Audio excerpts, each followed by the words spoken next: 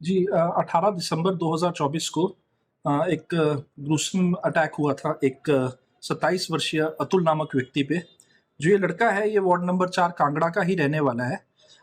इसके ऊपर 4 बाइक्स पर एक लड़के आए थे। तहसील चौक के जस्ट थोड़ा-सा आगे कोर्ट कॉम्प्लेक्स के सामने ही वहाँ पर इन्होंने अतुल का घेराव किया। ये तकरीबन 8 लोग थे। और उसके उपरांत वो काफ़ी सीरियस कंडीशन में था, जो पहले जिसको हॉस्पिटल यहाँ के लोकल हॉस्पिटल लेके जाएगा, जिसने उनको वहाँ से टांडा रेफ़र कर दिया। जब ये हमारे पास कंप्लेंट आई पुलिस स्टेशन कांगड़ा में, तो हमने एक केस दर्ज किया। ये जो केस था ये अटेम्प्ट टू मर्डर और राइटिंग के अंडर जो है पंजीकृत हुआ था। और फिर जितने भी अटैकर्स थे अ, उनके पीछे हमने जो है टीम्स लगा दी गई। तो फुटेजेस के आधार पे हमें जो 4 बाइक्स पर व्यक्तियों का आइडेंटिफिकेशन हो गया था, उनमें से हमने पहले ही 4 दिनों में 4 व्यक्ति उठा लिए थे। ये जो व्यक्ति हैं ये ईशान, सारांश, अंशुल और साहिल, ये सारे के सारे जो हैं कांगड़ा के रहने वाले हैं। उसके बाद अभी भी 4 व्यक्ति जो है एब्सकॉन्डिंग थे, और जिनको हमने अभी रिसेंटली जो है हमें इन्फॉर्मेशन आई थी कि अब फिलहाल अंडरग्राउंड है। पहले वो चामुंडा जी गए अटैक करने के बाद, उसके बाद फिर वो इंद्रुनाग मंदिर के पास कुछ दिन वहाँ पर रहे। वहाँ से उनकी रिश्तेदारी कुछ अमृतसर में थी। अमृतसर में जाने के बाद फिर वो लुधियाना तक भागे।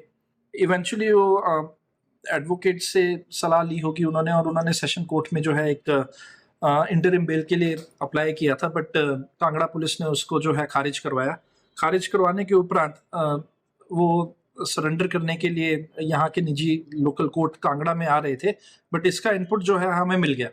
और वहाँ पर हमने बड़े ही दुरुस्त तरीके से अपनी जो है टीम को तैनात किया, और फिर जब वहाँ पर वो सरेंडर करने के लिए आने वाले थे, वहाँ से उनको अरेस्ट कर आगामी कार्रवाई जो है शुरू करी।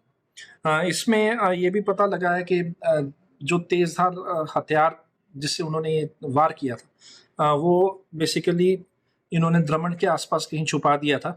जो 4 व्यक्ति लेटर ऑन स्टेज पर जो अरेस्ट हुए थे, वो मनप्रीत, तरनप्रीत, रमन और करण। मनप्रीत और तरनप्रीत जो हैं वो भाई हैं। वैसे ही रमन और करण भी ये सगे भाई हैं। ये सब जो है सब्जी मंडी कांगड़ा में आड़तियों का काम करते हैं। मनप्रीत की बेसिकली आड़त की वहाँ पर जो है दुकान है। बाकी तनप्रीत, रमन और करण जो है बल्लेदारी का काम करते हैं। जिस दिन ये इंसिडेंट अकर हुआ था, उसी दिन पैसों को लेके मनप्रीत और अतुल के बीच में कुछ वार्तालाप हुई थी। और सुनने में अभी इनिशियल इंटरोगेशन में ये भी आया है कि कुछ पैसा था जो अतुल से मनप्रीत ने लेना था, बट पैसा लेने का जो उसका नज़रिया, उसका जो तरीका था, वो बहुत ही बेहद दुर्भाग्यपूर्ण था। और जिस तरीके का उसने कावर्डली अटैक किया उस पे, वो एकदम निंदनीय है। और पुलिस ये चाहती है कि ऐसी चीज़ जो है ये कहीं भी जो है ना हो। और अगर ऐसा कोई राइटिंग वाला या फिर ऐसा कोई इंसिडेंट अगर होता है, तो स्ट्रिंजेंट एक्शन लेके उन सारों के ऊपर जो है पुलिस एक्ट करेगी, जिस तरीके से उन्होंने यहाँ पर भी इस पर्टिकुलर केस में किया है। तो फिलहाल ये अभी सारे के सारे जो पहले 4 हमने अरेस्ट किए थे, वो सब जुडिशियल कस्टडी में है। जो लेटर ऑन स्टेज पर 4 व्यक्तियों को हमने अरेस्ट किया है, उनका हमने 5 दिनों का पुलिस रिमांड लेके वेपन वगैरह भी रिकवर कर लिए हैं, और अब 2 दिनों में वो जुडिशियल कस्टडी धर्मशाला में चले जाएंगे। सर, जो पहले आपने अरेस्ट किए थे उनके नाम और उनकी एज वगैरह कुछ है आपके पास? जी, स्टार्टिंग में मैंने जैसे बताया, ईशान, सारांश, अंशुल और साहिल, ये लगभग अपना 23 और 24 साल के लड़के हैं। और जो मनप्रीत, तरनप्रीत, रमन और करण है, ये लगभग 28 से 29 साल के जो है, इनकी इतनी एज। सर, इनके ऊपर धाराएं बताएंगे कौन कौन सी? राइटिंग और अटेम्प्ट टू मर्डर का जो है ये केस दर्ज हुआ था। फिलहाल जो व्यक्ति है अतुल, जो इसमें इंजर्ड था, वो अभी आउट ऑफ डेंजर है। उपचाराधीन काफ़ी दिन वो आईसीयू में भी रहे, और he was admitted in Tanda medical college. But अभी जो है वो बात कर सकते हैं। उन्होंने अपनी स्टेटमेंट्स भी दी हैं, और उन्होंने इन 8 लोगों को जो है आइडेंटिफाई भी कर लिया। सर, वेपन्स जो यूज किए गए थे उसके बारे में वो रिकवर कर लिया, रिकवर वो द्रमण से रिकवर की। सर, क्या क्या वेपन्स किसके साथ? एक तलवार है और बेसबॉल बैट भी इन्वॉल्व था। सर, क्या संदेश देना चाहेंगे इस तरह से, जैसे युवा हैं नशे की तरफ भी जा रहे हैं, इस तरह से कार्य भी कर रहे हैं, तेजर हथियार से वार भी कर रहे हैं, जिस तरह से ये हुआ है उसके बारे में सर? देखिए, लड़ाई झगड़े जो होते हैं वो आपके बहुत ही मोमेंटरी गुस्से के कारण होते हैं। अगर आप उसके ऊपर नियंत्रण रखें तो इन सारे केसेस से बचा जा सकता है।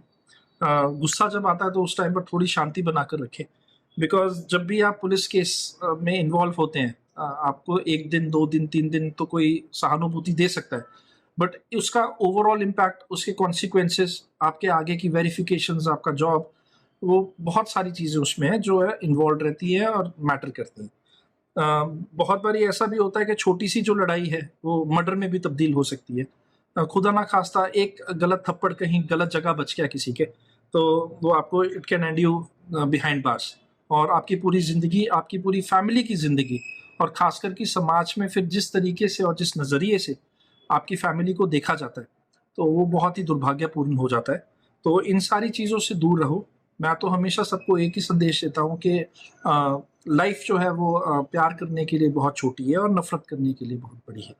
तो मैं इतना ही कहूँगा कि जो चीज़ हँसी और प्यार से जो है निकल जाए, उतना ही अच्छा। 14 और 15 तारीख को जो यहाँ पर कांगड़ा में कार्यक्रम होने जा रहा है मकर संक्रांति महोत्सव पर, सर इसके लिए कांगड़ा क्षेत्रवासियों को और आसपास के क्षेत्र से आने वाले लोगों के लिए क्या संदेश रहेगा सर? क्या उनसे अपील रहेगी आपकी? इस टाइम पे मैं बस इतना कहना चाहूँगा कि लॉ एंड ऑर्डर के मद्देनज़र रखते हुए जब आप यहाँ पर आएँ, ख़ासकर कि इन 2 दिनों में, तो व्हीकल जो दूर से आ रहे हैं, काफ़ी दूर क्षेत्रों से आ रहे हैं, आप अपनी व्हीकल्स को जो है प्रॉपर चिन्हित जो हमने यहाँ पर पार्किंग्स की हैं, उन्हीं में खड़ा करें। और ख़ासकर कि जो तहसील चौक से लेके जमानाबाद तक का रोड है, उसमें हम अपनी जो गाड़ियों की आवाजाही है उसको जितना बेयर मिनिमम रखेंगे उतना ज़्यादा बेटर रहेगा। और एक मैं यहाँ पर हमारी एम्पल अमाउंट ऑफ फोर्स तो रहेगी रही, बट साथ में मैं एक और चीज़ अपील करूँगा कि जब आप यहाँ पर आए, अपने गहने और अपने आभूषण ये कम से कम पहन के आए, और यदि आप पहन कर आ रहे हैं तो थोड़ा-सा अलर्ट रहें। वैसे तो पुलिस हमेशा आपके तत्पर हर चीज़ के लिए वहाँ पर रहेगी, बट इवेंचुअली क्या होता है कि पुलिस हर जगह भी नहीं हो सकती है। तो यदि आप उन चीज़ों के ऊपर थोड़ा-सा खुद भी अलर्टनेस रखें तो ज़्यादा बेटर रहेगा। और रही बात गाड़ियों की, गाड़ियों को जैसे मैंने पहले भी बताया, उनको चिन्हित पार्किंग्स में पार्क करें, और जितना हो सकता है कहीं भी इलॉजिकल वे में कहीं गाड़ी ना लगाएं, बिकॉज़ हमें भी जो है आइडल पार्किंग और जो ऐसे इधर-उधर गाड़ियाँ खड़ी रहती हैं उसका चालान करने में थोड़ा, जो लोकल खासकर के व्यक्ति होते हैं, जब हम चालान करते हैं तो हमें भी दुःख होता है। तो उस चीज़ से जो है थोड़ा-सा परहेज़ करें, और इस पूरे के पूरे मेले को सुचारू रूप से चलाने के लिए पुलिस की सहायता करें। हमसे जुड़े रहने के लिए हमारे YouTube चैनल को सब्सक्राइब करें और नई वीडियो की नोटिफिकेशन के लिए बेल आइकॉन को दबाएं। अगर आप ये वीडियो Facebook पर देख रहे हैं तो लाइक जरूर करें और ज्यादा से ज्यादा शेयर करें। इसी तरह के और भी अपडेट्स के लिए फॉलो करें हमारा Instagram पेज himachal.k3।